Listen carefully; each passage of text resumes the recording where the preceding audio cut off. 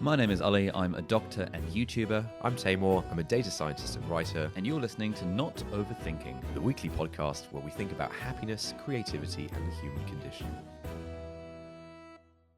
Hello and welcome back to Not Overthinking. Taimur, how are you doing today?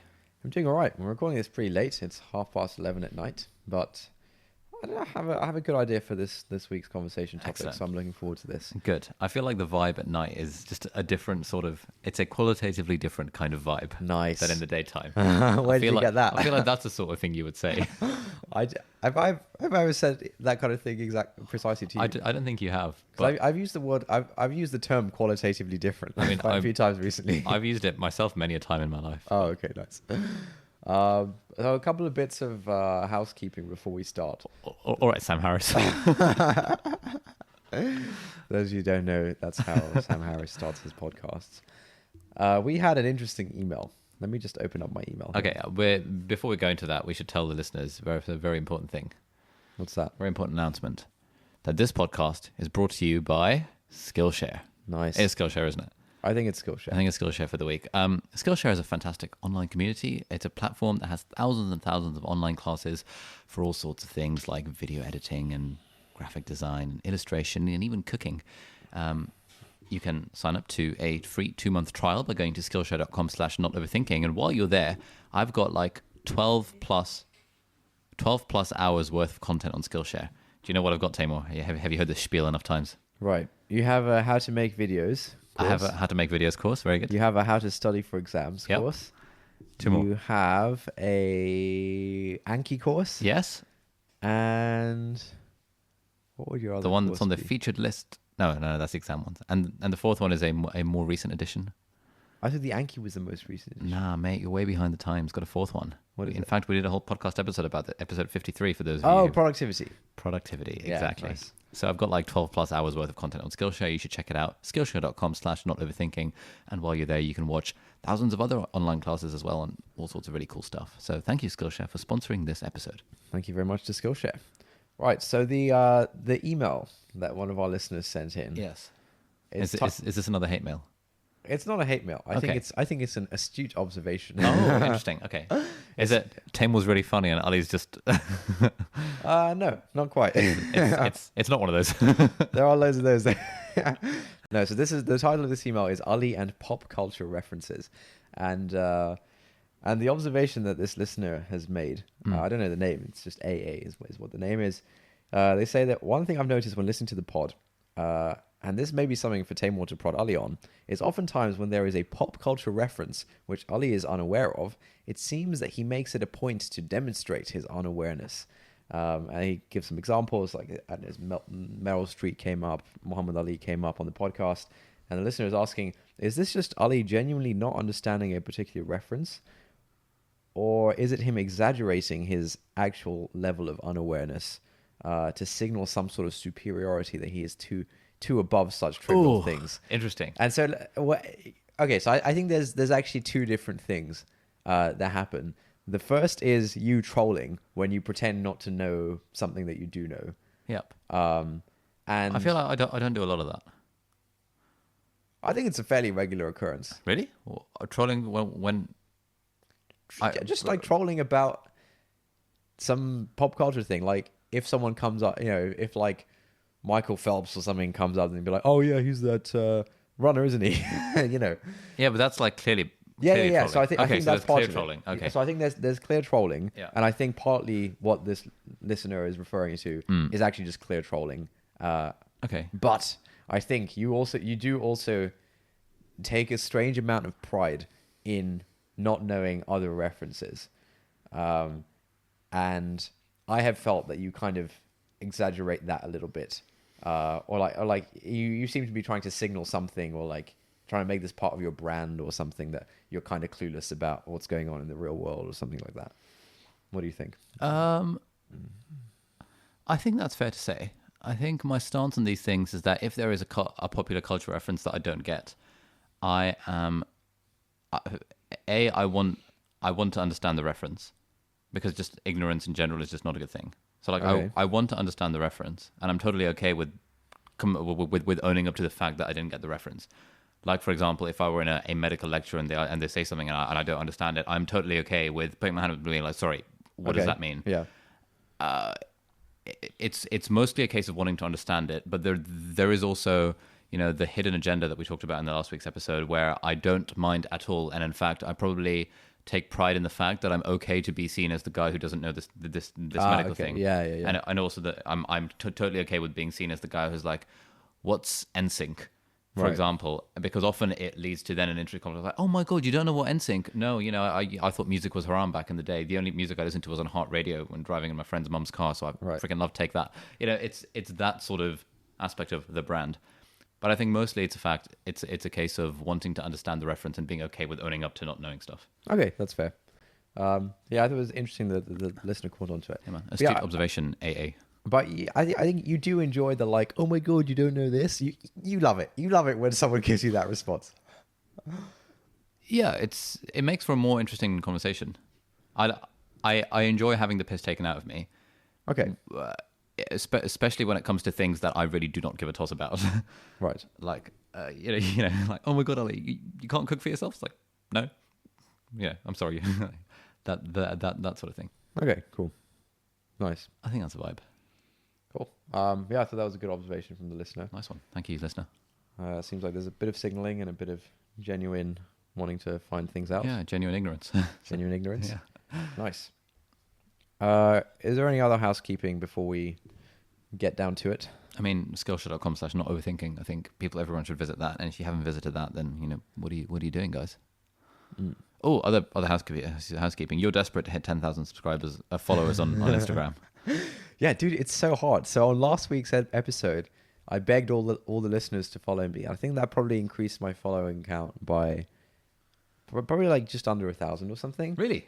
1,000 people followed you off of the podcast episode last week? I think so. Like just under 1,000, but like roughly. Pretty good.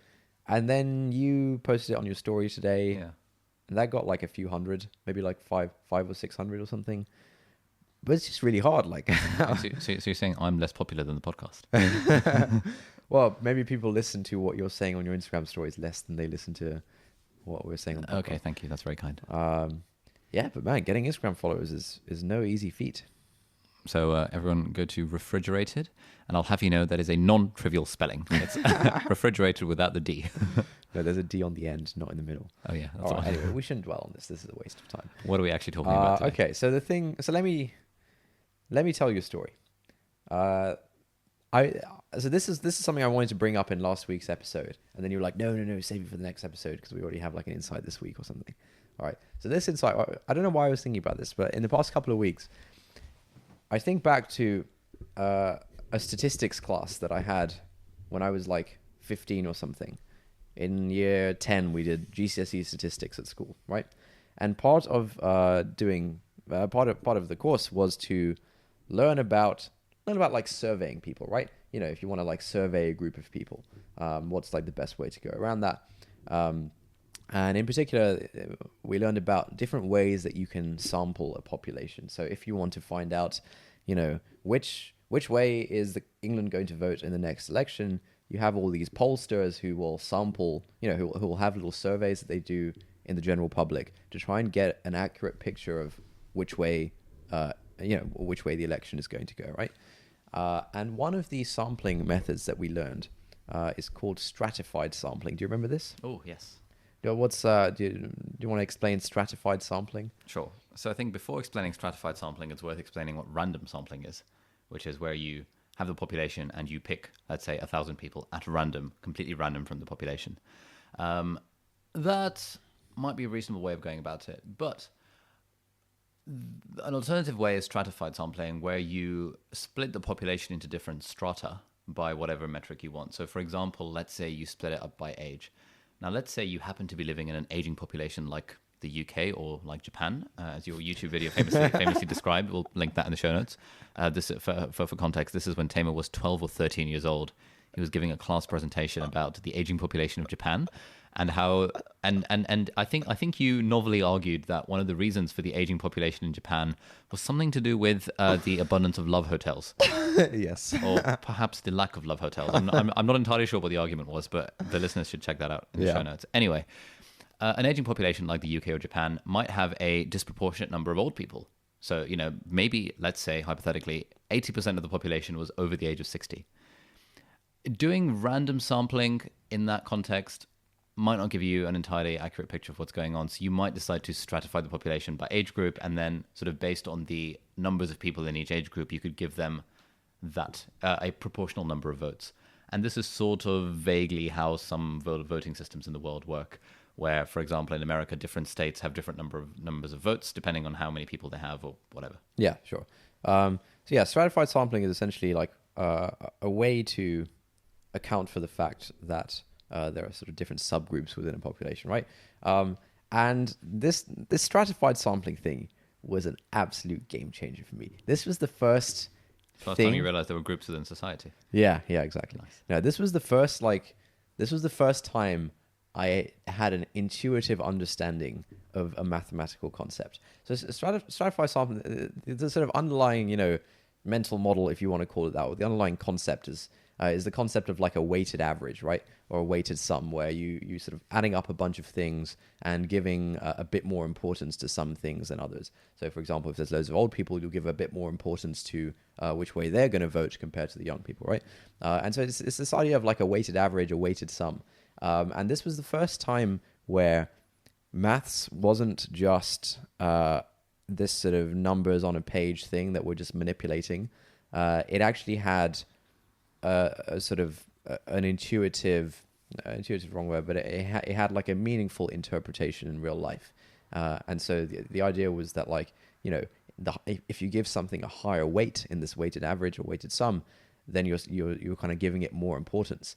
And this was the first time where my understanding of the thing wasn't that, oh, we've learned this definition of stratified sampling, here's how you do stratified sampling, I'm going to like regurgitate this in an exam. My understanding was, it's weird because I feel like when you understand something, you actually don't need the definition for it. When you understand it, you can conjure the definition based on your understanding of it. And so the understanding is that, it's like this weighted by importance or something. And from that, if they ask you about stratified sampling in the exam, you can describe what it is because you understand it. And that was the first time that there was this sort of what I'd say like actual understanding of a maths concept for me. And that like completely changed the game. Changed your life. Changed my life. Nice. And that kind of got me thinking, well, we've talked about this kind of stuff before on the podcast. I had this blog post I wrote a while ago about sort of understanding things at different levels of abstraction. Do you remember this, Ali? Different levels of abstraction. I don't specifically remember the thing that you wrote about it, but it's a concept I think about a lot when it comes to teaching medical students and stuff like that. Okay, cool. Yeah, I think maybe we've touched on this on the podcast. But essentially, it was weird because I was thinking about this statistics class last week, and then this week, a fantastic post was published by one of my Twitter mutuals, a guy called Nabeel Qureshi. And Nabeel Qureshi? Sorry? Not that one. Oh, okay, no, yeah, he's dead. He is dead. Yeah. May he rest in peace. It's a post called How to Understand Things, and this was doing the rounds on Twitter a few days ago, and it was on the front page of Hacker News today, and it still is on the front page of Hacker News. And this is, I'll kind of, there's a few sections to the post. I'll kind of talk about each of the main points, and then maybe we can... Great. Explain it. We can think about it. So the first point is really interesting. Man, this is a real cracker of a post. We'll post a link. You should definitely follow this guy on Twitter. I'll link to his profile as well. Nabeel says, the smartest person I've ever known had a habit that, as a teenager, I found striking. After he'd prove a theorem or solve a problem, he'd go back and continue thinking about the problem and try to figure out different proofs of the same thing. Sometimes he'd spend hours on a problem he'd already solved. I had the opposite tendency. As soon as I'd reached the end of the proof, I'd stop since I'd gotten the answer. Nabeel builds up to a very interesting point, which is that this thing that we call intelligence is as much about things like honesty and integrity and bravery as it is about raw intellect. And so you're a big fan of like talking about intelligence or whatever, and you're big on the whole like IQ thing. Yeah. And in discussions about intelligence, we almost always equate it to something like IQ, where it's like something you can test in this particular way. what Nabeel is saying is that one thing that he's found in people who he thinks are smart and intelligent or whatever is, in his words, they aren't willing to accept answers that they don't understand. And So he's saying that if you don't get a popular culture reference, then you flag that up. yeah, exactly. Nice.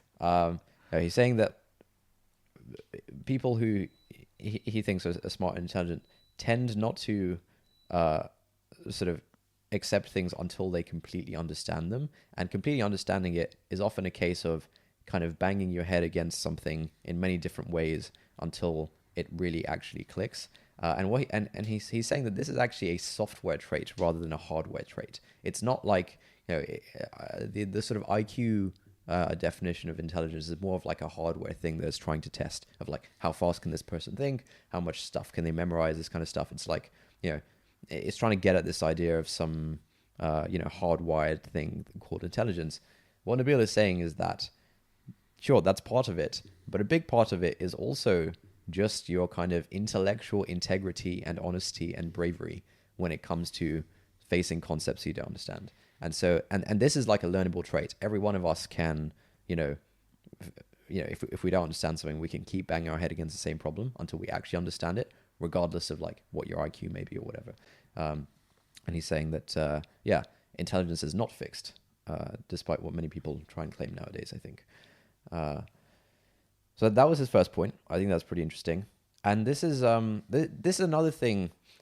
It's so weird when you come across a post like this that just like touches on loads of things that you've been thinking about recently. The other thing I was thinking about recently, I think I had a Twitter draft of this, is a tweet draft sitting around, which is that I found that my maths friends, my friends who studied maths, seem to have a much higher bar for when they will claim to have understood something than everyone else. And so, for example, I ran into this at university. I think at the start of university, I had a very low bar for when I think I understood something, because actually during most of school, I don't think I understood anything really. And there'd be a bunch of occasions in first year where we'd be like studying something, and there'd be like a group of us studying together or whatever, and someone would say like, "Hey, do you get this thing?" And I'd confidently be like, yeah, I get this thing. It's like blah, blah, blah. And then they'd ask like a follow-up question and be like, I guess I don't get this thing. And I found, even recently, so this was an interesting experiment. So I was trying to learn a new thing recently. A couple of weeks ago, I was trying to teach myself about accounting and the different kind of principles in accounting and stuff like that.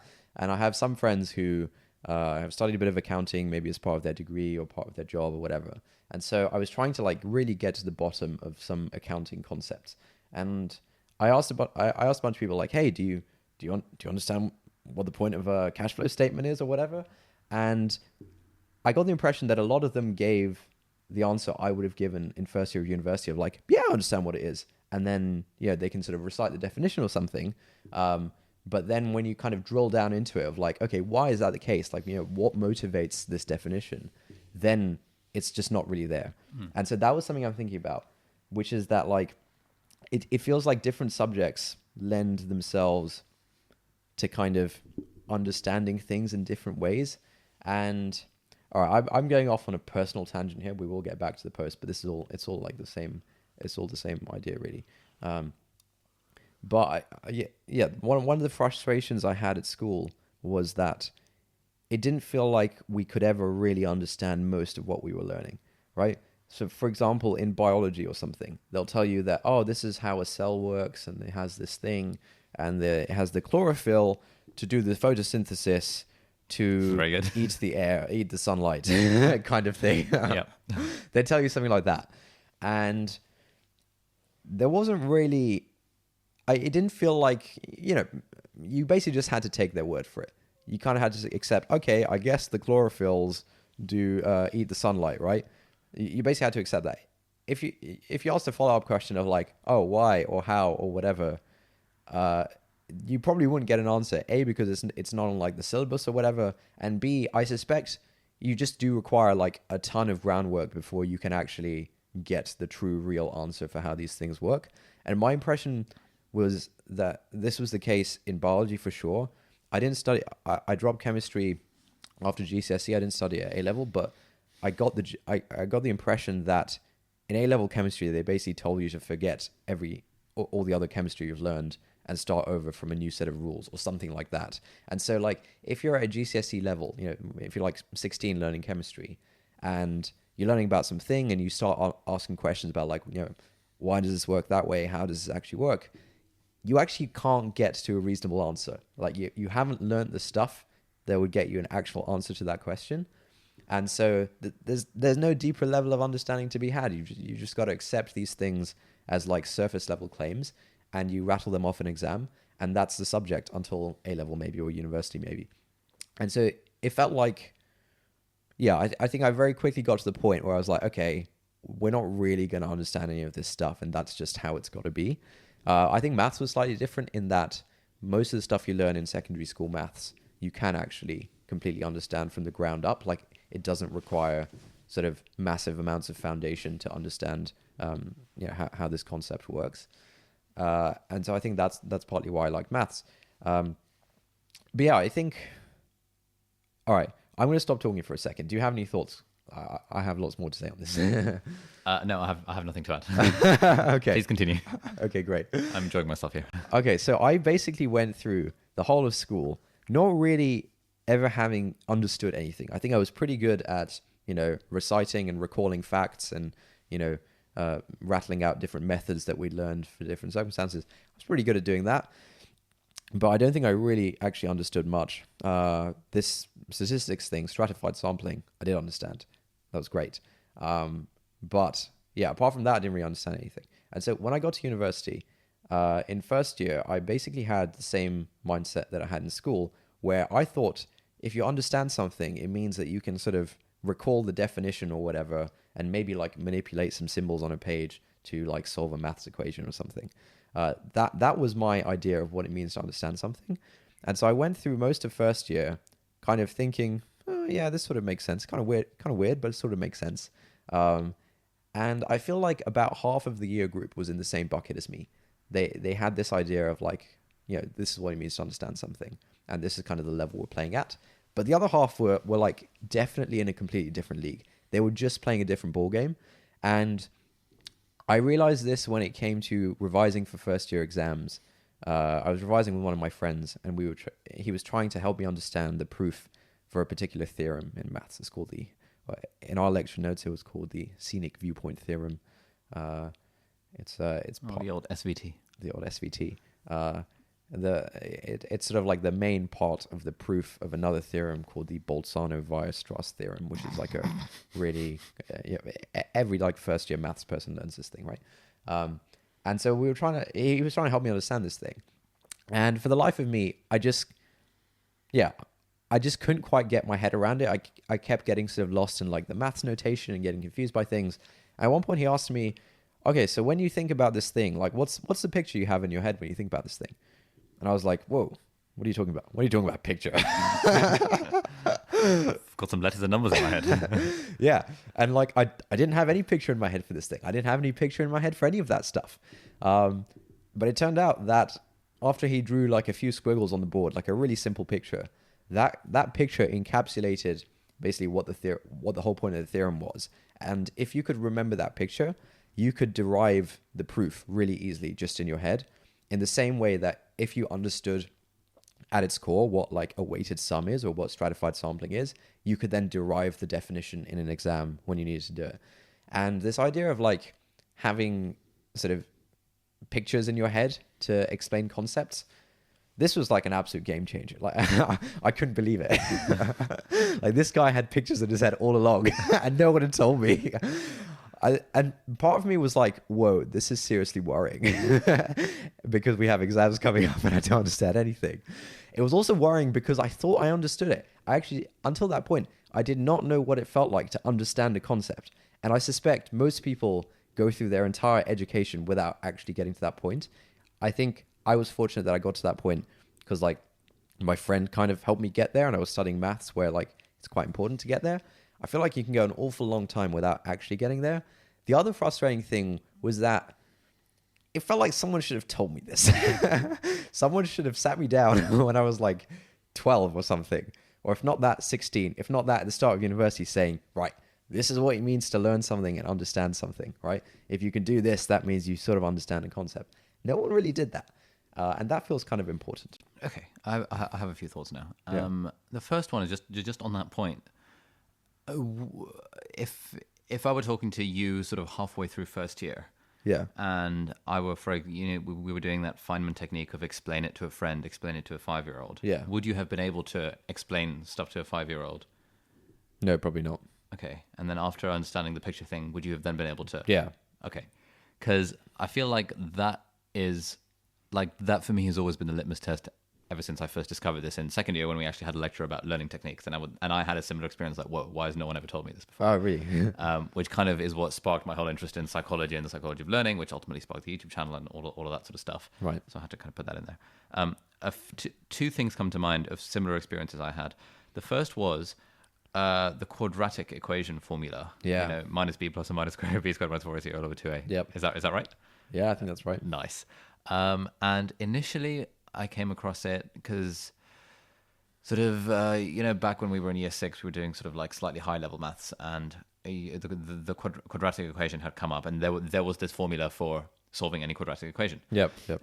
But when I was in year 8, I remember first coming across the proof of that, and it wasn't sort of in a, it wasn't in a this is the proof kind of thing. It was, we were doing this thing, these sort of maths worksheets that we used to do called Kumon back in the day. Good times.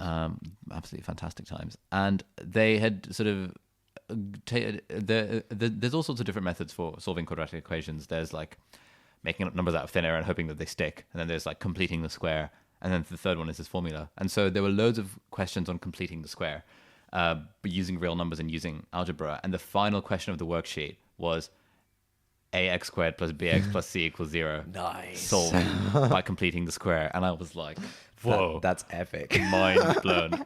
And then I sort of worked through this, and I can't remember.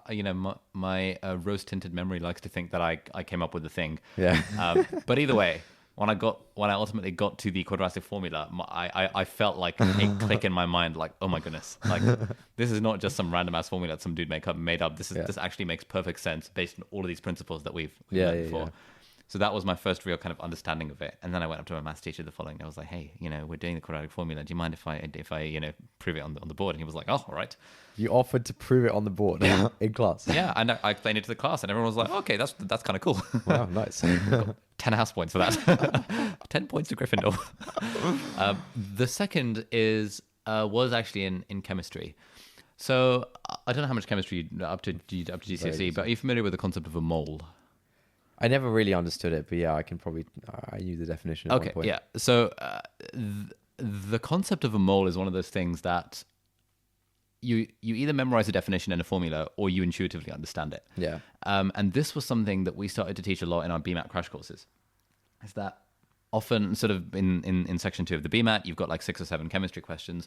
A lot of getting a high score in the BMAT rests on you being able to solve these very, very quickly, which comes from having an intuitive understanding of the chemistry rather than of having to rely on formulae. Yeah. So, for example, the sort of relying on formula method of approaching a mole would be like, the question would say you've got 1 mole of carbon added to whatever, and something happens. The sort of you in first year way of understanding that is thinking, okay, I've got this formula triangle. Yeah. Moles equals mass over MR. Okay, therefore, if I have 1 mole of carbon, and I'm going to look at, I know the MR of carbon is 12, so 1 times 12 is, okay, cool, I've got 12 grams of carbon. Yeah. That is how you think about it. When you have an intuitive understanding of moles, you see 1 mole of carbon and you think 12 grams because you just know that is what a mole is. Right. And you feel it in your heart. And that was a thing that we would say on our courses, and we'd always get a laugh from the students being like, you feel this deep down. Yeah.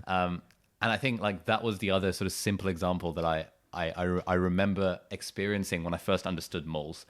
And then when I was explaining it to other people, that once you explain it in the right way, you feel the click in someone else's minds as they then intuitively understand the concept. Yep. And now everything becomes easier because this mole is not a random ass thing like, what the hell is a mole? It's like, oh, it's 16 grams of oxygen or 12 grams of carbon. Like, I get what it is.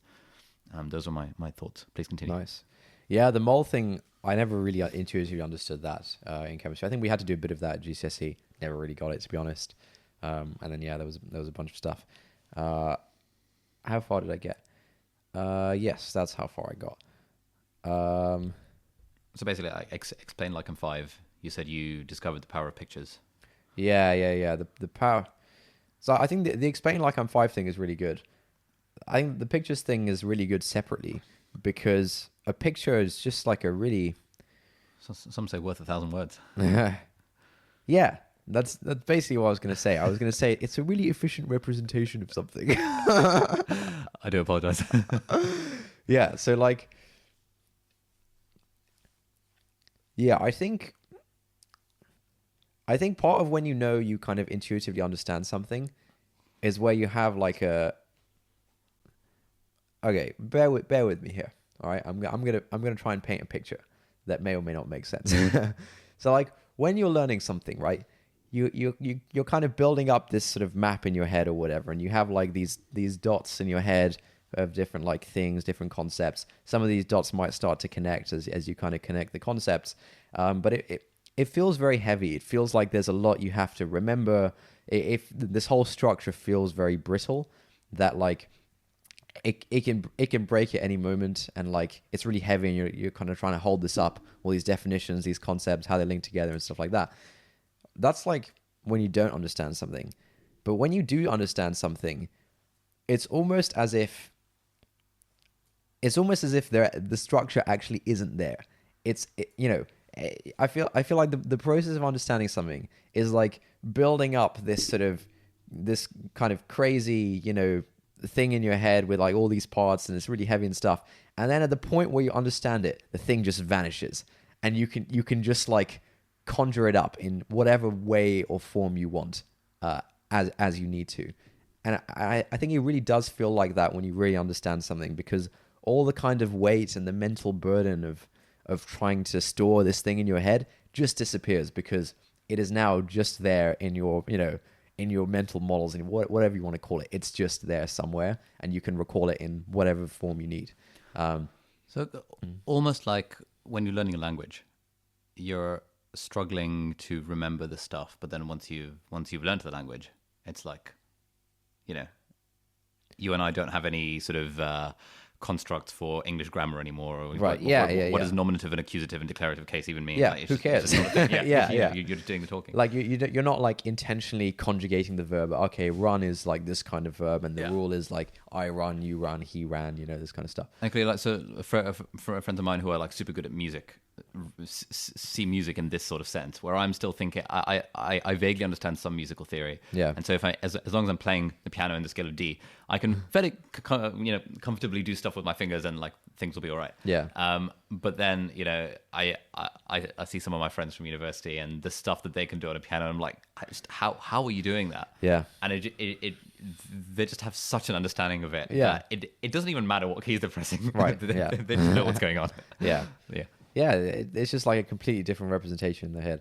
So yeah, I think, yeah, that was one thing I wanted to mention, that like this feeling of understanding something, it's weird, and it seems bizarre, but like when you really understand it, you no longer need to like remember it. It no longer takes like any work to store this thing in your head. It's like a very specific feeling. I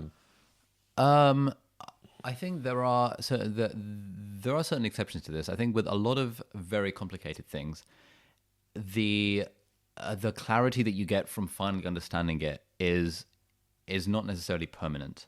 Sure. So anyone who's done a PhD in maths, for example, will know that sort of 3 weeks after you submitted it, you probably won't be able to understand your thesis anymore. Right. Yeah. Sure. Because you need to have such a certain representation of like all of the things to even understand what you're talking about. Yeah. 100%. Equally, so in medicine, like often with a lot of sort of complex like neuroscience-y type topics, once you've understood it once, you have that moment of clarity, and then next week you've forgotten it again. But at least now you know what steps you now need to take in order to re-understand it, and you can kind of talk someone else through those steps. Yeah. I think like once you've like found this like efficient representation, you'll forget it and stuff, but you can rediscover that efficient representation without going through the whole process all over again. So I think I think that's a very like nice feeling. Right, back to Nabeel's post. By the way, if you want to get some of that nice feeling, go to skillshare.com/notoverthinking. Nice. So the first point that Nabeel was making was that this, thinking about intelligence as like a fixed thing, which is, related to how fast we think or whatever you want to call it, it's not quite right, because a lot of what he's seen in the smartest people that he knows is that their smartness or whatever just comes from making sure they really actually understand something. And he says that he's actually noticed that these hardware traits vary greatly in the smartest people that he knows. Hardware traits like, how fast you are thinking and calculating and reading. He says that some of these smartest people are really fast at this stuff, some are really slow. But the thing that they all have in common is, the kind of intellectual honesty and integrity and bravery to actually make sure they really understand something before moving on. He moves on to say, sorry, you about to say something? I think that makes a lot of sense. I've also sort of been thinking about this in the context of sort of these recent books I've been reading about like moral and social psychology and stuff. Yeah. I sort of, after listening to the book, I'm like, okay, yeah, I think I understand that. But then I think, could I actually explain this to a 5-year-old? Yeah. And then I think, no, unless and until sort of from memory, I can build the case from the ground up and explain to someone else exactly what the thought process is as to why they should believe that there are 6 moral taste receptors, for example. Yeah. At that point, I haven't really understood it. And so what I'm doing now is, once I read a book, I'm making sure that I sort of am distilling my thoughts and writing it down and revisiting it at different points, just to kind of solidify that in my brain. Yeah, that sounds great. Yeah, that's something I try and do as well when I'm learning some new kind of theory style stuff. There was one point that I mentioned that I wanted to kind of explain a bit more. I think I said that, like, I found that my maths friends have a higher bar for when they'll claim to have understood something than most other people. And this might just be me being like biased, given that sort of maths is what I'm experienced in and that kind of stuff. But I feel like different subjects actually have this sort of quality to different degrees depending on the stage you're at. I feel like, as a 10-year-old, you can reach an actual understanding of various things in the maths curriculum, whereas I think as a 10-year-old, it's extremely difficult to reach an actual understanding of something on the chemistry curriculum. Is that accurate, would you say? Yeah, seems very reasonable. Yeah. And so... but I think actual understanding still depends on how... It depends on the layers of abstraction. Right, yeah. There's definitely layers, yeah. And this is something Nabeel mentions, that there's basically infinite layers to this stuff. But I think it's worth saying that, like, there is, like, not understanding it, and then there are layers to understanding it. And, for example... Actually, yeah, another interesting thing that came out, I think in like 2nd or 3rd year of university, I can't remember exactly how it came up, but I had this moment where I finally understood addition and multiplication to a greater degree than I ever had before. In your 2nd or 3rd year of university? Yeah. Tell me more. I can't tell you more. I can't remember the... You can't remember addition and multiplication? I can't remember exactly like what the insight was, but something came up and I was like, whoa, addition and multiplication is like that. And I feel like I'm a couple of layers deep in understanding addition and multiplication.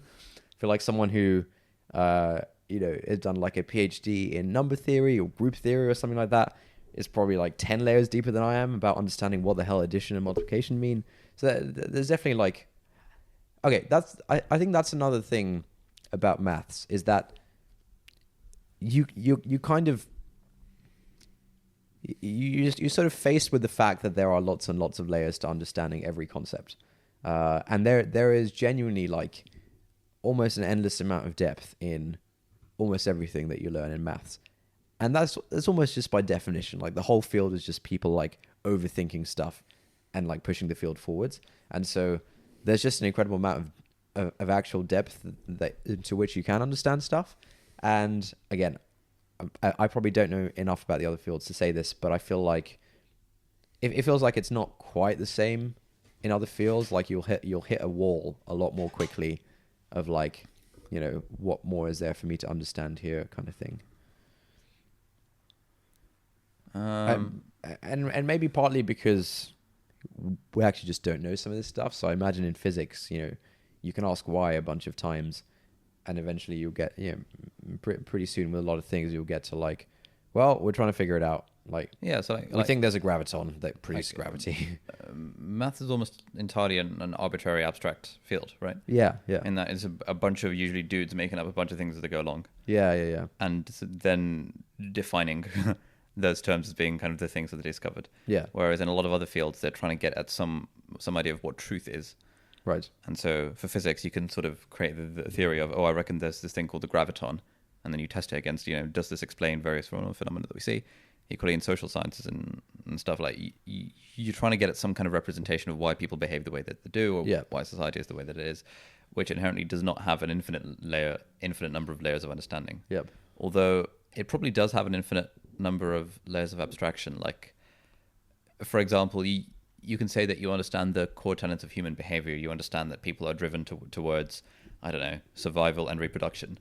Sure. Which is kind of understanding that at one level. Kind of going deeper, you could talk about individuals versus society. Going deeper than that, you could talk about individual neurons in the brain. Going deeper than that, you can talk about the biochemical interactions of different neurons. So there's sort of, depending on how granular you're going to go. Yeah. But ultimately, I think it would be fair to say, for a 10-year-old to say, I understand that human nature is geared towards survival and reproduction, because that's an entirely reasonable thing, and you can understand it at that level of abstraction. Right. Yeah.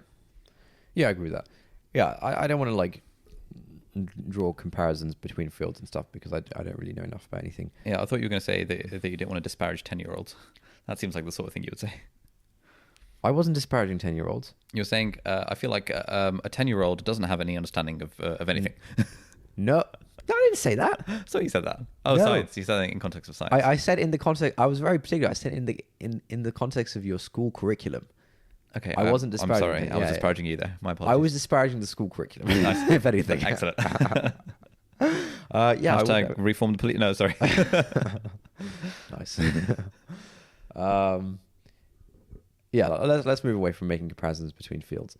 But I think it's worth lots of people studying maths to various degrees, just to like understand what it means to like really understand a concept. All right, back to the post. Nabeel says, this quality of not stopping at an unsatisfactory answer deserves some examination. He thinks one part of this not stopping at an unsatisfactory answer is energy, basically. He thinks that like thinking hard about something takes a lot of energy, a lot of effort, and it's almost always easier just to like say, I've memorized the definition, I'll be fine in the exam, I kind of understand this, it's fine, let's move on, rather than going down like a million different rabbit holes to try and approach the concept in different ways and kind of build up your model of it. So he thinks it's also so easy to think, he thinks it's very easy to fall into the trap that you understand something, which is exactly what I was trying to get at. And like figuring out whether you understand it takes a lot of work to kind of test your own understanding. And this requires a lot of intrinsic motivation because it's quite hard.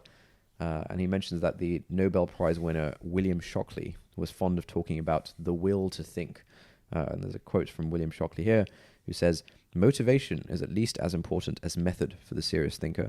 The essential element for successful work in any field is the will to think." This was a phrase that he apparently learned from the nuclear physicist Enrico Fermi.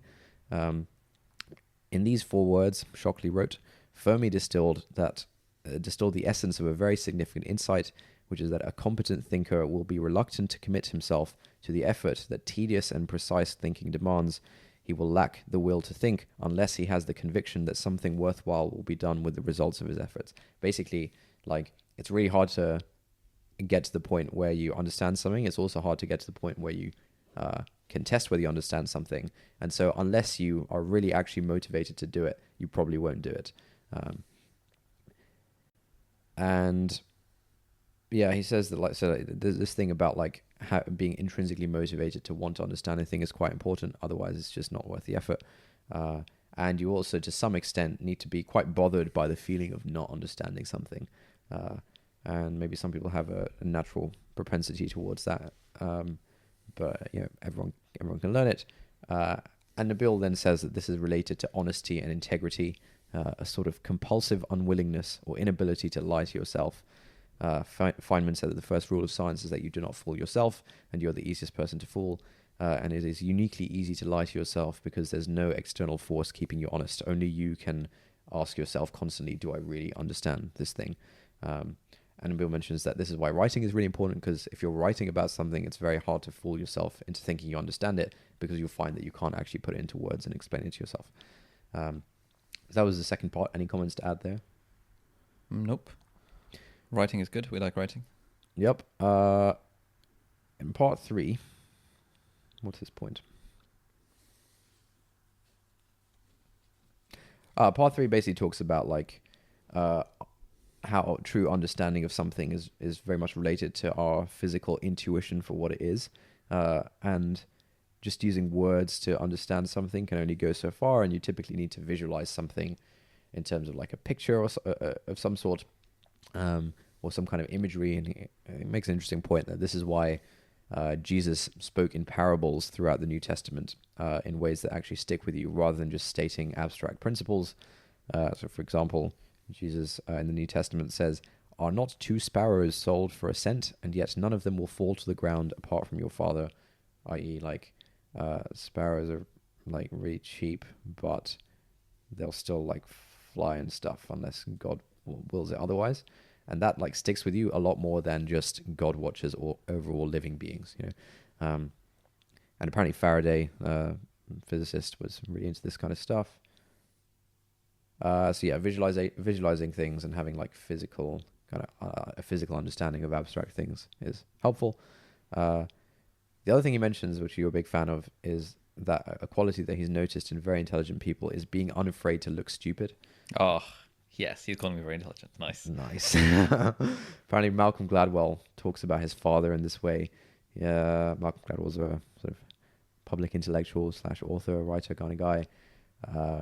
And apparently Malcolm talks about his father saying, if he doesn't understand something, he just asks you. He doesn't care if he sounds foolish. He will ask the most obvious question without any sort of concern about it. If my father had met Bernie Madoff, he would never have invested money with him because he would have said, "I don't understand," 100 times. I don't know who Bernie Madoff is, but I don't know the reference. Is that you signaling your ignorance? Yeah, exactly. Look how ignorant I am. And so yeah, he mentioned that most people are actually just not willing to look stupid, and this takes courage. And this is good. I feel like this is something that I've started to experience a lot over the past few years. Nabeel says it's striking how many situations he's in where he starts asking basic questions and feeling kind of guilty for like slowing the group down. And then it turns out that nobody actually understood what was going on to begin with. But he was the only one who actually sort of spoke up and said something. You're big on this, aren't you? Yeah, mate. This was like my life in med school. Nice. Yeah, this is a habit. It's easy to pick up and it makes you smarter, Nabeel says. I agree with that. Right. The next section is specifically about how differentiation is explained to us with this like dy dx notation, right? We won't get too into that.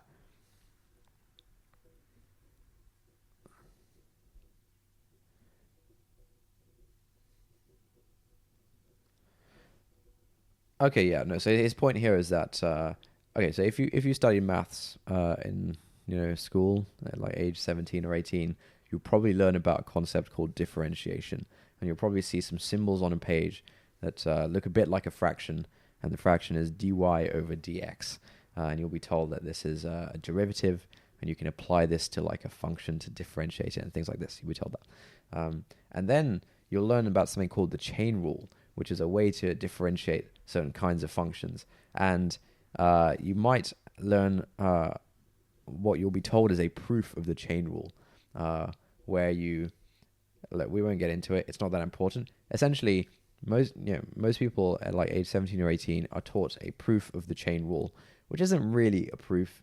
It's manipulating some symbols in a way that happens to work out nicely. It's not really that legit.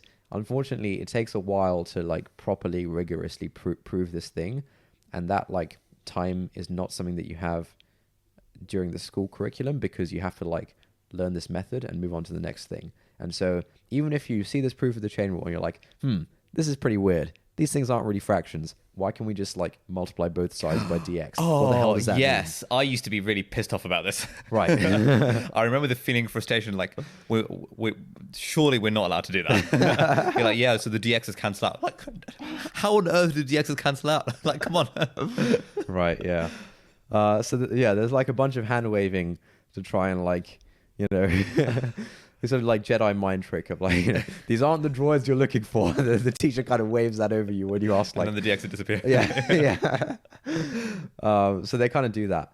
But like, if you do want to understand it more deeply, Your choices are, okay, do this in my free time, and yeah, maybe you're that into it and you'll do it in your free time. It'll require you learning a bunch of stuff, or like try and get the teacher to sort of explain this to the whole class. The teacher has their own priorities. They have a curriculum they need to teach. They have like deadlines they have to meet. They've got a family to go home to. They've got a family to go home to. All that kind of stuff. And so just by the whole setup of the system, you know, through no one's fault in the classroom, it's kind of hard to actually get to the bottom of that. On that note, when we were learning differentiation and doing the whole dy by dx, that was when I started writing a y without the hook on the end of it. And I felt so cool because I'd be writing dy and sort of it feels really cool writing a y without doing the hook. So you go like dy slash dx, and you feel like an absolute legend. dy. Oh, okay. Just y as in like a flipped mu, like mu but flipped. mu but flipped, exactly. Right, yeah, okay. Except without the extra little hook. Okay, yeah, I understand what you mean. And now and that is now how I write my y's, and it's just kind of okay, cool. nice. Yeah. Well done, you. Thank you. I'm just bringing this conversation down to a level that I can understand. No, that's great. And so yeah, Nabeel says that the meta question, the meta lesson that you learn in school is that you can't really question things too deeply because you'll fall behind, and you just have to learn the algorithm, plug in the numbers, and pass your exams. Speed is of the essence, and so he says that school kind of kills the will to understanding in people. And his advice is when you're trying to understand something, go slowly, just go really slow. Spend a lot of time thinking about the thing before like you start getting into the meat of it. Like start building up your own sort of mental model for the thing in your head before you read a textbook and someone tells you the mental model or whatever. And this starts to touch on one of my favorite theories, constructionism. Have we talked about this on the podcast? Do you mean the stumbling around in a maze and then you turn the flashlight on? Yeah. All right. I don't think we've called it constructionism before. Constructionism. Constructionism. It sounds very fancy because it's got ism at the end of it, so it must be legit. Right. Okay. I think this is a good time to get into it. Basically. You sure? It's like midnight. This is fine, man. Okay, fine. It's fine, man. Very good. All right. I'm just going to bring up my blog post. So I did about a year and a few months ago, I did a talk at a conference about constructionism and my vision for the future of learning. I was a thought leader back in the day, and the concept behind I think the mental model most of us have in our heads of how people learn things and how things are taught is that people are sort of empty vessels that are ready to be filled with knowledge. And in a classroom, every student is like an empty little vase, and the teacher is like pouring the knowledge into all of their vases, and then they understand something, right? Is that roughly like the mental model that you probably had growing up? Yeah. Right. So this is the people who've thought about this. They call this instructionism, and the focus in this approach is on the teaching. It's on trying to like instruct the students and like fill their vessels better. And it's the idea that like, if you fill these vessels in the right way by the right teacher at the right time, then like the student will have understood something or learned something. And we talk about knowledge as being something that's like passed down through the generations, like transmitted from one person to the other, as if like I have this thing and I can like throw it to you, and now you've got this thing, and like it passes through. This isn't really how it works. I think a better sort of framework or mental model to think about this is that we don't learn something through transmission. We learn something by reconstruction. We don't like copy paste knowledge from the teacher's head into our own. Instead, we have to like reconstruct the knowledge from the ground up in our own way, in our own heads, for us to actually understand something. And this is where constructionism comes from. You're sort of reconstructing this thing. And there's a metaphor which I think is pretty good. I came up with. I'll just read an excerpt from my blog post. We'll link to it in the show notes. I call this the dark room metaphor. Dark room is a game we used to play. Oh kids. Yeah. Oh man, I haven't thought about that in years. Great game. All right. Oh, mate, this is like the best ever. You'd be like having a session, someone would be like, let's play Darkroom. Mate, I'd be that like, feeling. the feeling of euphoria when someone suggests Darkroom. I get that feeling now when someone suggests Articulate and someone other than me. I'm like, yes, lads, here we go. Nice. All right. So I'll just read the next step from my blog post. Learning something new is like exploring a room. You don't really know anything to begin with, so the room is pitch black. You slowly walk through, fumbling around. You bump into things. You trip over things. You're not sure exactly what the things are, but you can feel out their shapes. You slowly build up a map of the room in your head. Eventually, you find the light switch and turn it on, and everything comes together. It all makes sense. That's one way to find out what's in the room. Another way is for someone to take a picture of what's inside and just show you. On the face of it, this accomplishes the same thing. Much faster, you get to know what's in the room. But in reality, this understanding is much more brittle. Chances are, if someone showed you a picture of the same room from a different angle, for example, you wouldn't recognize it. And this is one way to think about constructionism. By exploring the room on your own, you build up your own sort of 3D model of it in your head, and you can freely manipulate this model as you require. Whereas if all you've seen is a picture, and this is what instructionism is close to, this is what the sort of empty vessel framework is close to, if all you've seen is a picture, you can't actually use that knowledge in the same way. And so one of the big kind of principles of constructionism, a guy called Seymour Papert was really big on this, visionary. He thinks that it's really important to learn through making. And one of the ideas is that learning happens best through experience and actually sort of doing or making something. It's better to explore the room, in my metaphor, because you're actively engaged in the experience. And so you're sort of developing your own mental model of it. And so, yeah, there's various like, I'll give this example. This is a cute example. Papert developed a computer program called Logo. I think we had this on the school computers, but we didn't use it very much. Basically, Logo is an educational programming language that lets you program a turtle on the screen to draw out whatever path you want. And so you can like program this turtle to move in a circle, and then it will have drawn a circle, and you will have like programmed the circle on the screen, right? And so it's often taught as part of like maths and computing courses at school. And Seymour Papert, who invented this thing, he once got a letter from a girl in Costa Rica who used Logo to draw a picture of a bird, and she sent him a photo of it. It clearly meant something to her since she went through the trouble of sending it to America from Costa Rica. Now, if you'd asked this girl what she was doing, she probably wouldn't have said, I'm programming a computer. And she also wouldn't have said, I'm doing mathematics. She would have said something like, oh, I'm making a bird, or I'm making a picture to send to America. But if you look at what this girl was actually doing, she was very much doing mathematics and programming and that kind of stuff. But sort of in this sort of constructionist approach, it's, you're kind of creating something that's meaningful for you. And so, yeah, to kind of really understand something, you should try and sort of make something out of it. Nice. I'm going to start using this when people are like, how do I learn to code? Right, I'm going to exactly. be like, take a constructionist approach Yeah. and make your own website. Yeah. And in the process of doing so, you'll learn how to code. Yeah. And then the other thing is that learning should be like, you should learn in a personal way, and the experience should be personal to each learner. Now, like the girl drew a bird because she wanted to draw a bird. It was like meaningful to her for some reason. And so the underlying mental model that she developed while doing this will have a certain, will be imbued with a certain meaning and significance.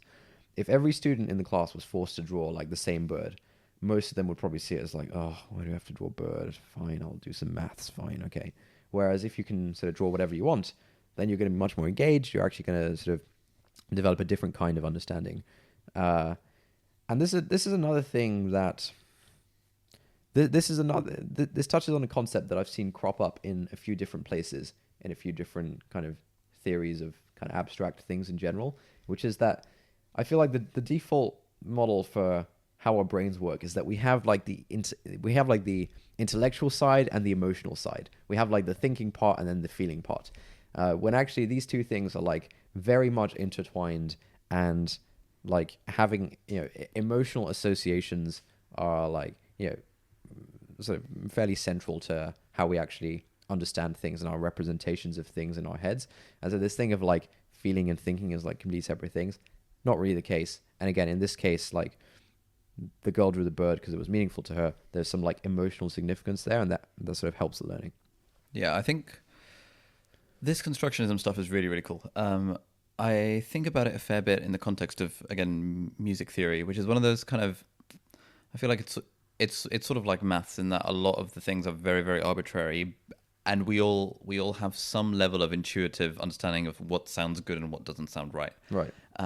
And what people like John Mayer famously do too, like he actually does a lot of like Instagram lives and stuff where he just kind of gives impromptu guitar lessons. Yep. And his spiel is always that, look, don't worry about music theory, create your own music theory. Yeah. Try and play the songs that you're hearing on the radio. Try and make your own songs, and in doing so, you will construct your own mental model of music theory, and then you won't have to sit down and I want to learn music theory. You'll just understand that, okay, these are the notes that work nicely together. Yep. And then if you want to go into music theory, then you'll find, oh, people have actually thought about this for a long time, but you'll have your own construction of it. Yeah. Yeah. And so that's kind of what I go back to every time I think, hey, I'd like to write a song someday, and I've got some ideas for songs I'd like to write. But before doing so, I think I need to learn music theory. And then I fall into that trap that everyone who messages me being like, Ali, I need to learn how to code. How do I do it? It's like, look, the answer is you just make your own stuff and it'll happen by default. Yeah. And I need to take my own advice on that front. Yeah. Yeah, this touches on another blog post of mine about exploration versus something else. Do you remember how I framed it? Exploration versus insight? No, exploration. Let me find it. Learn by exploration, then by theory. So I think I wrote this. I wrote this a couple of months before before I did sort of the deep dive into this constructionism stuff, and partly why I wanted to give that talk was a trademark term. Sorry, That's a trademark term. What? Deep dive. Oh, sorry. All right. For those of you who don't know, deep dive is a series of YouTube interviews that Ali does. Is that right? Speaking of, if anyone's listening to this, I feel like I want a better name for the deep dive.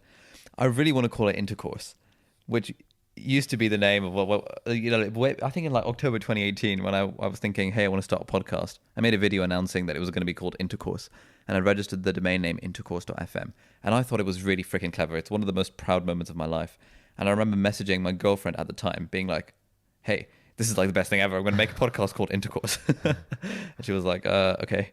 But I still have like 4 pages worth of WhatsApp screenshots where I was like, so excited about this idea, and everyone just absolutely shot it down, saying this is a terrible name.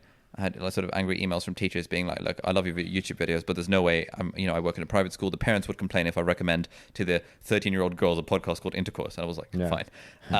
I still think it's a great name, but I feel like I want a better name than Deep Dive for like sort of these long form podcast style interviews that I do on my YouTube channel. Sorry, I'm completely derailing your chat about learning theory. But so if anyone has any names, do tweet them in at NOverthinking or send us an email at hi@notoverthinking.com.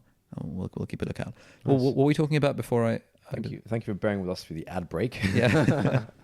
So I was saying that I sort of wrote about the thing you mentioned about like, figure stuff out on your own before you decide to like try and learn the theory.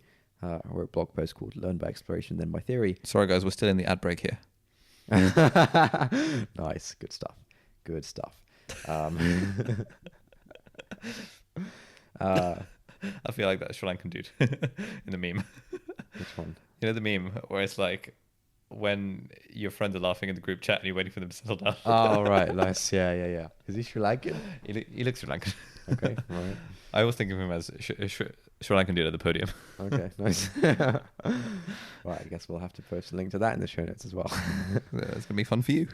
So the reason I ended up doing that deep dive on constructionism was because it was something I was already thinking a lot about, and sort of started to kind of write about this stuff a bit. And then I hit up my friend who's a big education guy, big educator. I was like, hey man, I've been thinking about this stuff. What do you reckon? He was like, yeah, it's been done before. It's called constructionism. Read these things. You were like, no, it was cool. It's nice. But that was you being a constructionist. Exactly. That was precisely it.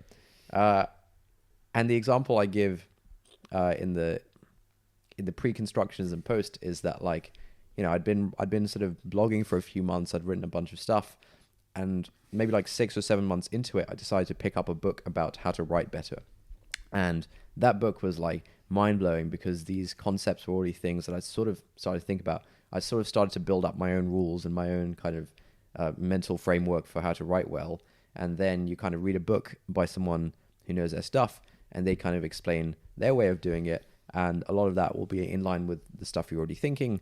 And then the new stuff, you can kind of hang on to your existing sort of mental model in your head and kind of add bits on. Anyway, I think you get the point. We've talked about this for a while. It's sort of like with the new app like Notion or something. You kind of play around with it first, and then you watch a YouTube video and you see, whoa, this is how Ali Abdaal used Notion. That's Right. so interesting. I can now do all these different things with it. Yeah. But it's less impactful if you start by watching 18 tutorials and then you Right. dive into it. Yeah, You yeah, yeah. dive into it first, figure things out as you go along, and then you'll appreciate the insight a little bit more. Yeah. Yeah, I feel like this stuff is also really relevant to like causal. And I'm constantly thinking about this because one thing we're always thinking about is how do we make it easier for new users to get started with the product? And one silver bullet that a lot of people try and recommend is like, oh, you guys should have like a bunch of templates. And lots of products do this, like Airtable, Notion, and stuff. They have like templates that can sort of give you inspiration for things. The thing about templates is that it's kind of like learning the theory before you've actually done the thing. Like you can look at a template in Notion or in Causal or in Rome, and it can be some like, really hardcore template that has like loads of fancy features and does some cool stuff. But if that is your first entry into the product, it's actually not that useful. It's too overwhelming. You don't understand how and why the person who built the template got to that point where they made those decisions and stuff. And so I'm actually kind of skeptical of the templates approach for horizontal productivity tools. I think it's good for like giving people an idea of what they could use it for. For example, oh, we can use Causal for our, e-commerce financial model. It's good to like plant that seed in your head. But still, the best way to get started is to start off with a blank. Well, the best way is to do our onboarding and then start off with a blank model, play around a bit. Once you kind of have constructed the concepts in your head, then check out a template and you'll be like, whoa, okay, that's why they're doing this kind of formula and stuff like that.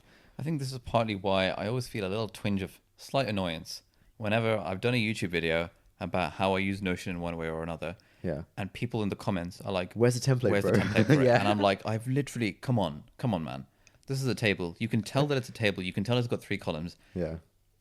Make your own freaking table. Like, why do you need a template link? Like, who cares? But I equally, I can appreciate the desire for a template.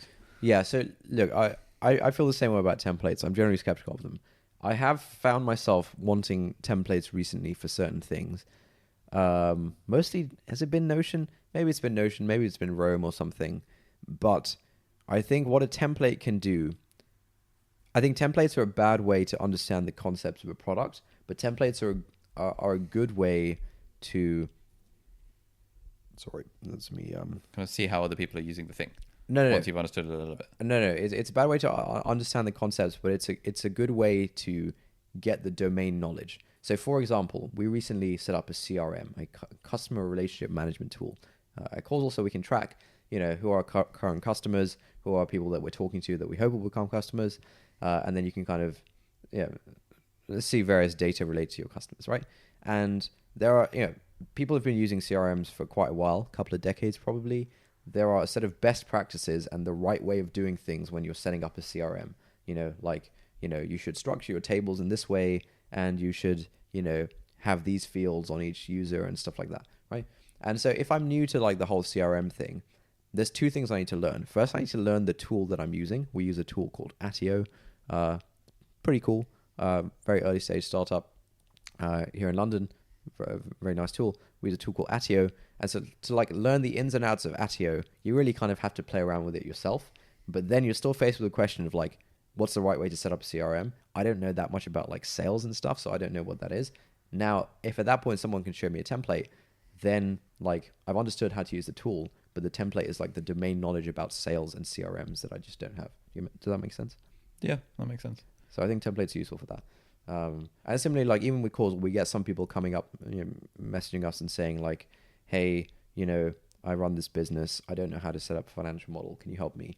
And I think the templates are good in that sense is because like they have the domain knowledge about like the right way to set up a model, but the person still needs to kind of play around with Causal themselves to understand Causal, the tool. Nice. Have we finished our ad break now? Nice. This was a long one. Yeah. We've got to make sure Skillshare are okay with this.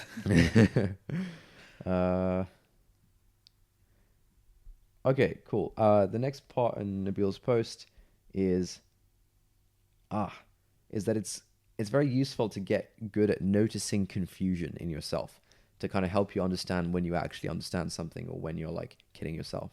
There's an online forum called Less Wrong that has a series of blog posts about various abstract things, and Nabeel recommends reading that. And there are a few questions that he thinks it's worth asking yourself when you're trying to think about whether you understand something. You should ask yourself, but what exactly is X? What is it?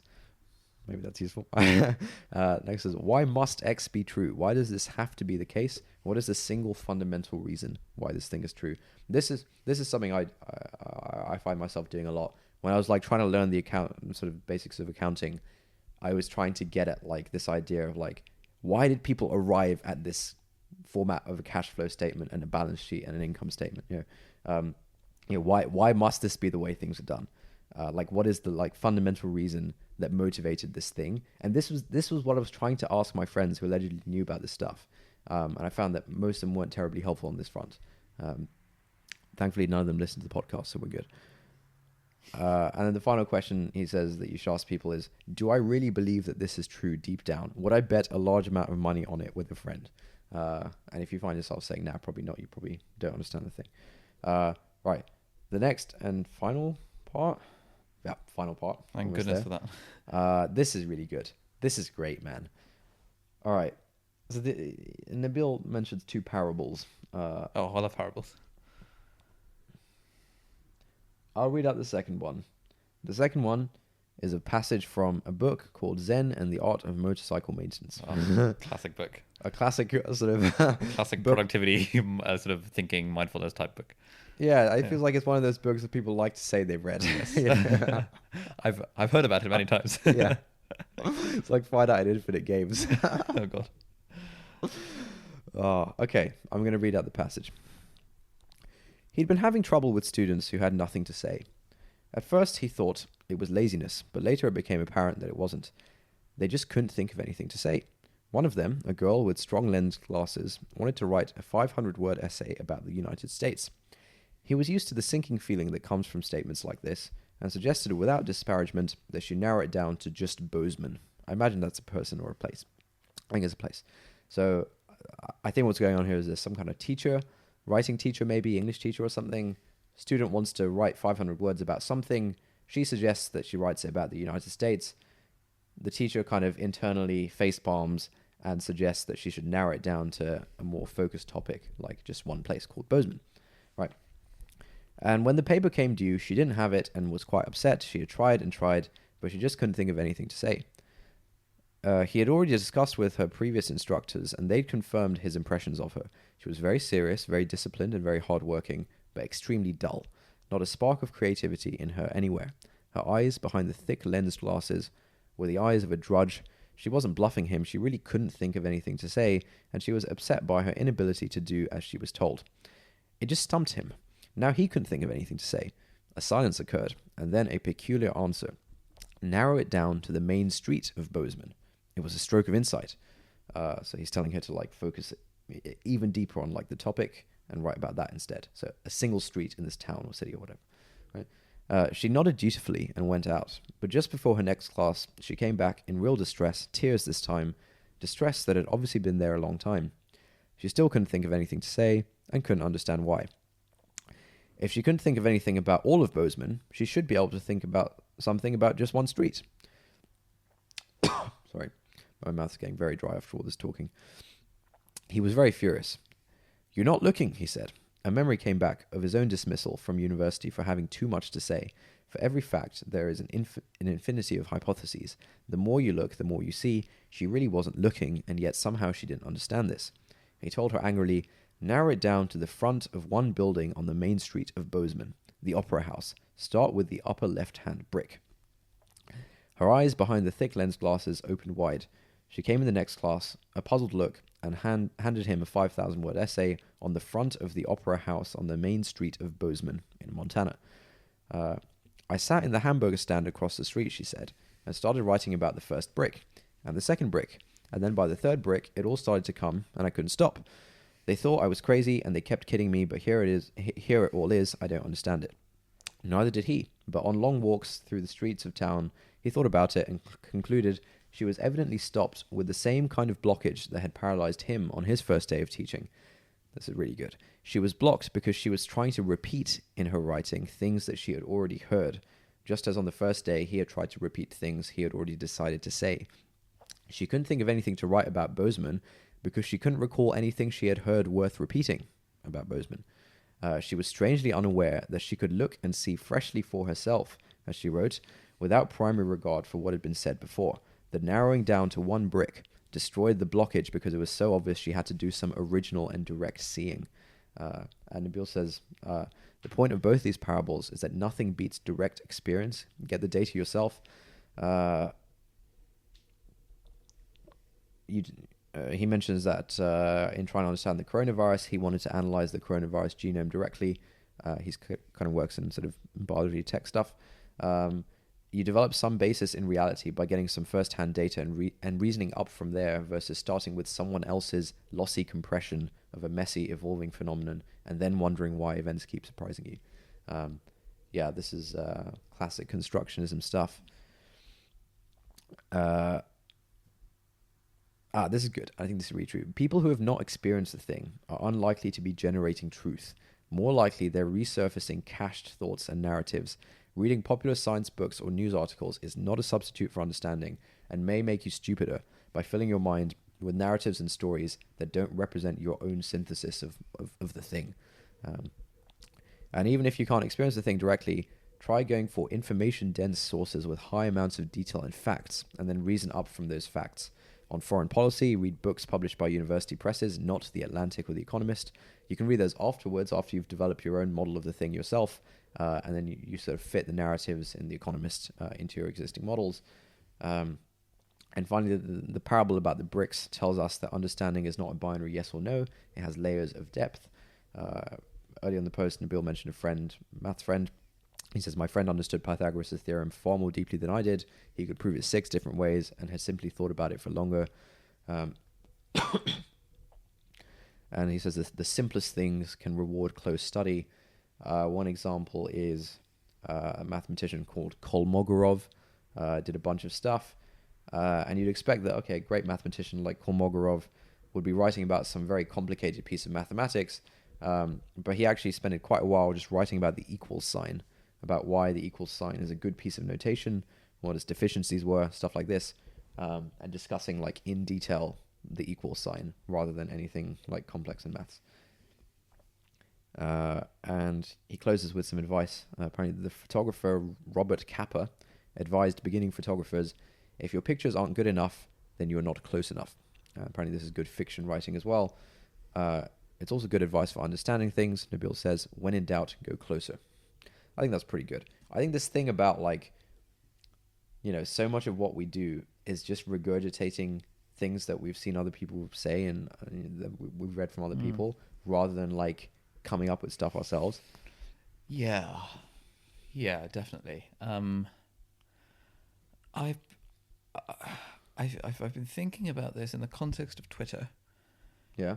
And I find that sort of as you were saying that thing about kind of the original thought, I was thinking that, I feel like a lot of anytime I feel stuck in my writing or something, it's because I'm trying to figure out, what have I heard on the grapevine that I can then repurpose in my own way and stuff. Yeah. And when I need to, I feel like one way that I get myself into a more original mindset is ironically by imagining that I'm not myself. I actually imagine that I am our mutual friend Visa on Twitter, and I'm coming up with some kind of tweet thread insight and thinking, okay, I've now given myself permission to sort of just kind of opine on a few things that I'm just randomly coming up with and just sort of making connections with stuff I randomly see in the world. And that's fine because I'm not actually being me, I'm pretending to be someone else while doing it. Oh, and then I think, okay, if I practice this enough, yeah, what would Visa do? Exactly. Then that'll be more of the sort of thing that I would do. Nice. That's pretty interesting. Yeah. So why don't you see it as like part of your identity to be able to come up with stuff on your own? Why do you have to channel a Singaporean dude whose tweets you've read in order to do this? I think it's just another facet of imposter syndrome. Is the idea that who am I to come up with original insights on anything? I don't know anything. I mean, all I do is repurpose content from other people. Right. And yet, well, I find that on occasions where I do come up with stuff like the write-off principle or the resonance calendar or these other sort of random phrases that I've tried to coin, Yeah. it seems to really resonate with people. So I don't know. Like I've noticed that on Twitter as well recently. Like once you hit a certain size following, and you can pretty much tweet anything, and you know that at least a few dozen people are going to like it, Yeah. and you know by hitting the like. I suppose some subset of those will just kind of like anything I post just Yep. reflexively. Yep. But for the rest of them, they're going to read that and think, okay, yeah, hit the like button. And that is very, very liberating in a way in that... Wait, liberating? Yeah, no. Okay. It's liberating because it means that my ideas have value beyond just in my own head. Ah, okay. And therefore, it makes me more comfortable to experiment with more ideas just from my own head. And sort of be more okay with putting them out into the world.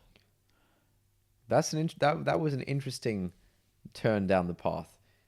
Am I right in saying that you feel more comfortable tweeting random stuff because you know you'll definitely get like a few likes, and so you're not like completely insane, probably? Yeah.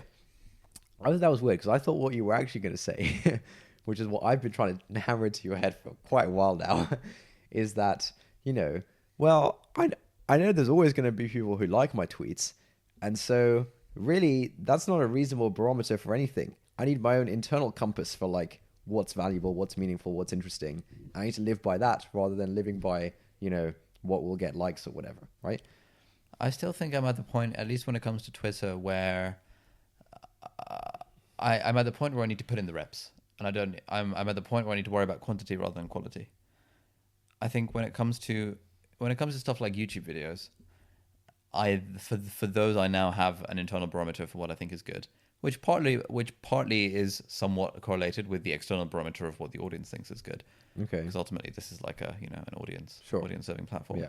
But I think when it comes to Twitter and when it comes to kind of original writing, I'm still in the sort of, I will do whatever life hacks that I can get to sort of make myself more comfortable with doing the thing. I guess that's fair, yeah. Yeah, I suppose. But I think this was also the underlying... So I remember a few episodes ago, I had a bit of a rant at the end of the episode against you. Legibility. About like legibility and about like not reading any real books or whatever. I think this came across as an angry rant. Mimi actually said that. I seemed weirdly angry at you during that. It was that close-up magic, wasn't it? Yes, I'm sorry. I'm sorry about that. But I was basically trying to get at this thing of like... Yeah, basically all this stuff. That's what I was trying to get at. Of like... You seem to think, you seem to think it's like quite meaningful to kind of read some stuff which is itself a third derivative of something, and then you like add your own derivative on top of that, rather than, you know, thinking about going to, you know, the primary source in some way and constructing your own entire thing yourself. I'm gonna give you a quote from a Nobel Prize winner here. Oh, jeez. Which is thinking is hard and people can't be bothered to think. Oh. What's the quote from this very post? It's the will to think. Wait. People don't have the will to think. I really wish I had it at my fingertips, because then that was the point that I was making. What's the quote? Oh, the will to think.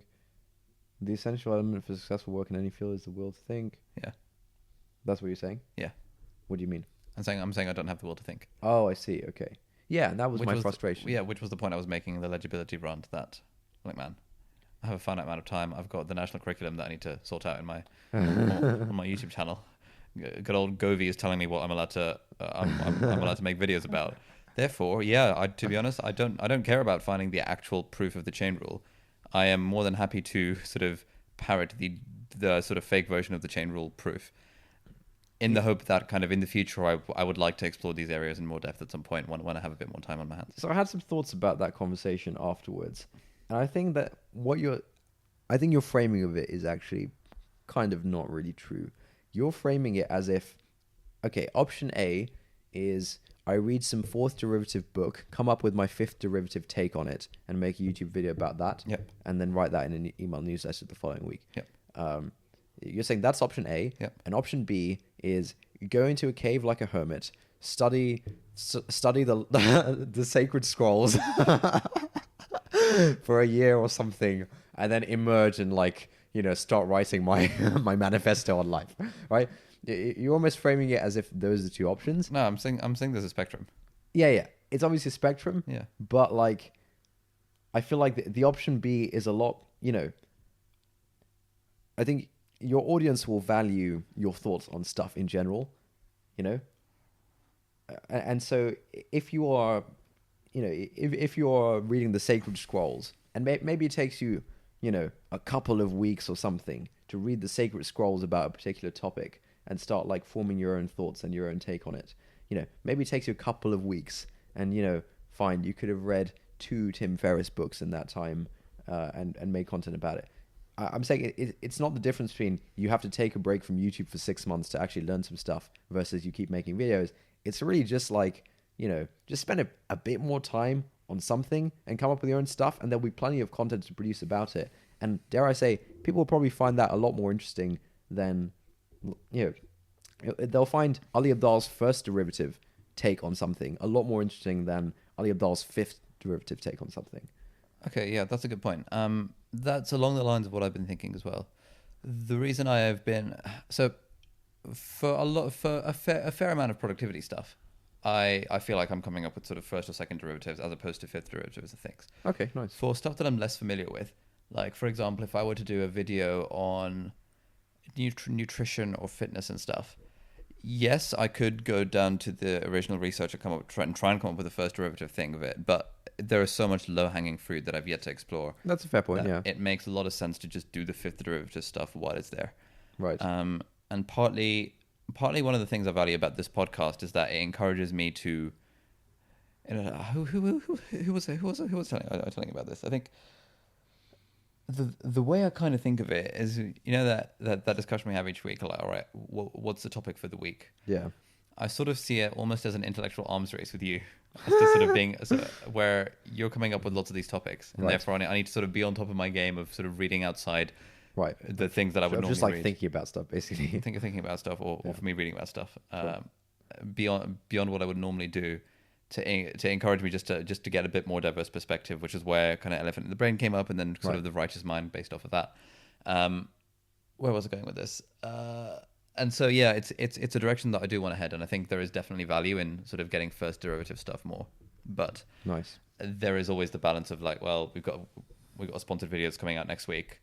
Let me pick the low-hanging fruit while, you know, what I have to churn out this video in the next hour. Yeah, sure, fine. So All I'm saying is that you should shift the balance a little bit.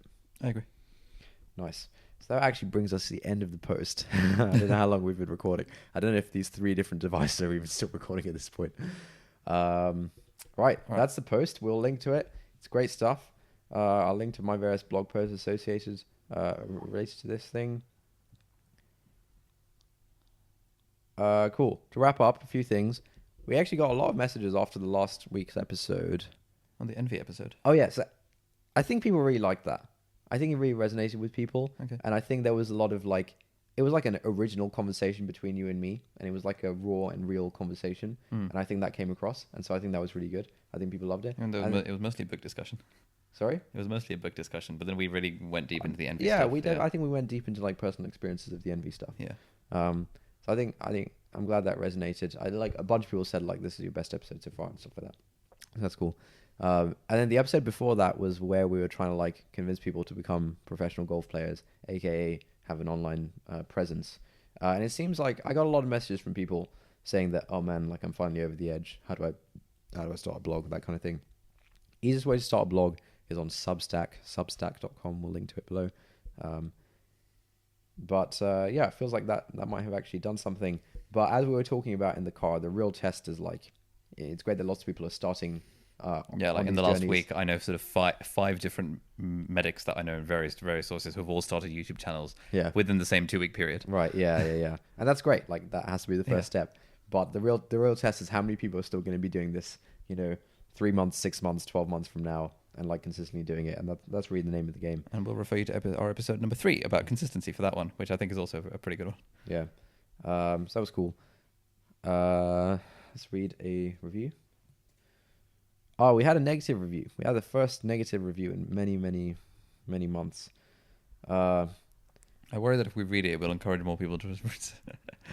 No, I don't think so. Okay, guys, So please don't this- leave negative reviews. This person gave a 1-star review. In Great Britain. The review is IMO, in my opinion, materialistic and arrogant, weak core values. Oh, is that it? That's it. No. That's like an interesting review, but Yeah. I'd love to learn more. You know. Yeah. Whoever that is, please do write in again. That's the thing. They're probably not listening again. Damn. Yes, I don't know what episode they're talking about. I don't know why they feel that way. I'd be very curious to know. If any listeners feel we are materialistic and arrogant and have weak core values, I'd love to hear why. But yeah, that was the review for this week. Do you have any insights of the week? One thing I've been thinking about, kind of sort of just along this sort of same theme of constructivism, is to what extent is it useful to take a cursory look at the canon of a particular field Mate. before worrying about doing original thinking? What do you mean? As in, for example, let's say you want to get into entrepreneurship. Yeah. You want to do your own startup. Yeah. I feel like it probably makes best sense to speed read the 4-Hour Workweek and the Lean Startup and like a few other sort of canonical books on the topic 100%. before, rather than doing a Ramanujan and sort of rediscovering Pythagoras from the ground up. Right. Yeah.